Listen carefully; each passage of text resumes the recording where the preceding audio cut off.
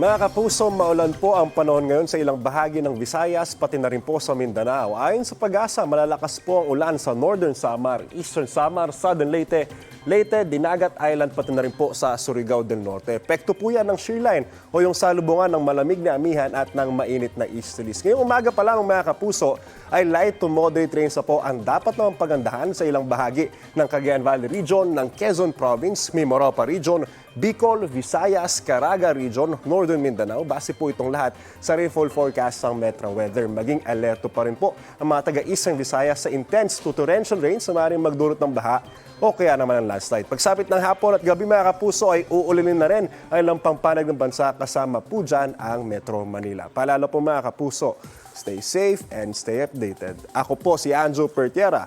Know the weather before you go. Para mag-safe lagi, mga kapuso.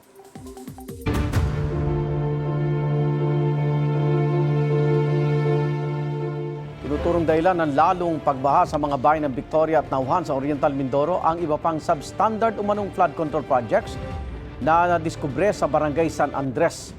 Perwisyo raw ang hatid niyan sa mga residente ayon kay Oriental Mindoro Governor Romelito Bons Dolor na nag-inspeksyon sa dalawang proyekto. Imbis kasi na magbigay proteksyon mula sa pag-apaw ng mag-asawang Tubig River, gumuho ang road dike project.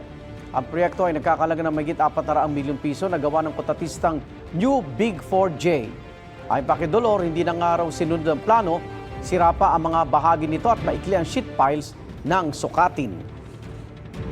Nakakapagtaka lang po, dalawang stretch, mahigit 200 milyon ang isa, sabay ini-award, sabay binigyan ng notice of commencement, sabay din dapat nagpanimula.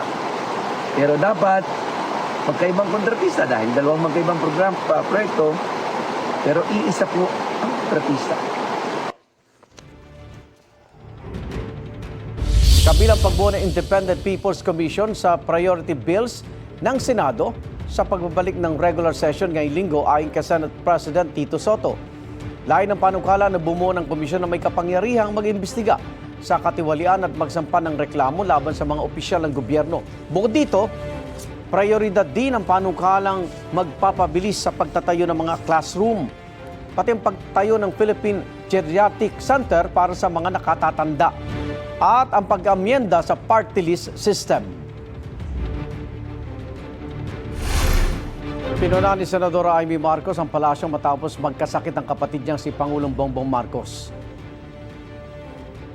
Ay, nagkasakit na nga si Bongbong, pambihira talaga. Wala kasing nag-aalaga sa kanya. Sino ba dyan sa nakapaligid sa palasyo, sa dinami-dami ninyo, ang talagang nagmamahal sa kapatid ko? Yan lang ang tanong ko. Dagdag na Senadora, dapat daw magpalakas muna si Pangulong Marcos at talikuran na ang anyay mga panggulo lang. Kung ano-ano raw ang ginagawa ng mga tinawag niyang feeling presidente sa palasyo. Noong nakaraang linggo na ospital si Pangulong Marcos dahil sa diverticulitis o pamamaga ng bahagi ng large intestine ayon sa palasyo. Maayos na raw ang kondisyon ng Pangulo. Sagot naman ng palasyo sa pahayag ng Senadora, huwag gawing biro ang kalusugan ng presidente. Totoong pagkalinga raw ang kailangan ng taong may karamdaman. Huwag daw sanang magpaka-plastic sa mata ng nakararami. Pinaradang halos 100 imahe ng Santo Niño sa Grand Procession ng Fiesta del Santo Niño sa Pasay kahapon.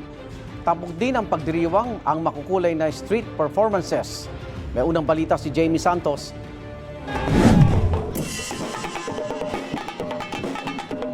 Siyam na isang karosa lulan ang iba't ibang imahe ng Santo Niño ang kalahok sa Grand Procession ng Fiesta del Santo Niño ngayong taon.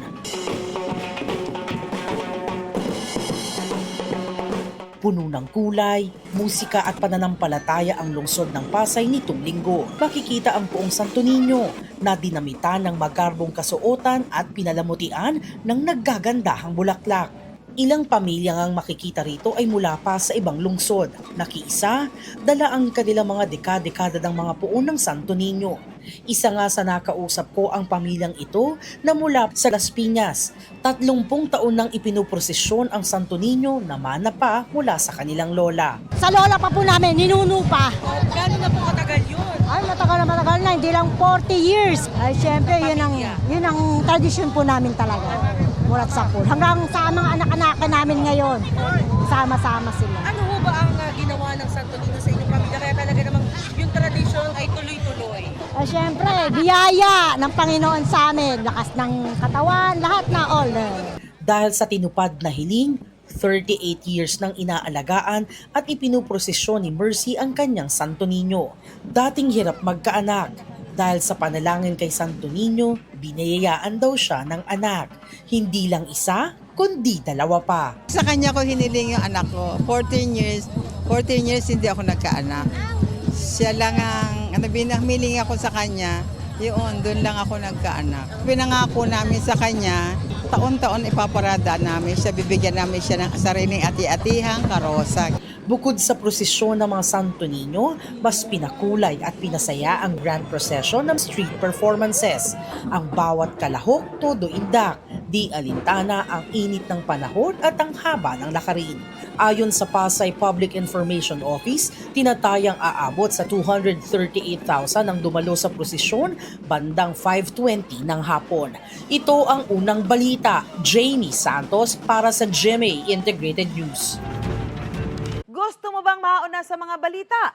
Mag-subscribe na sa GMA Integrated News sa YouTube at tumutok sa unang balita.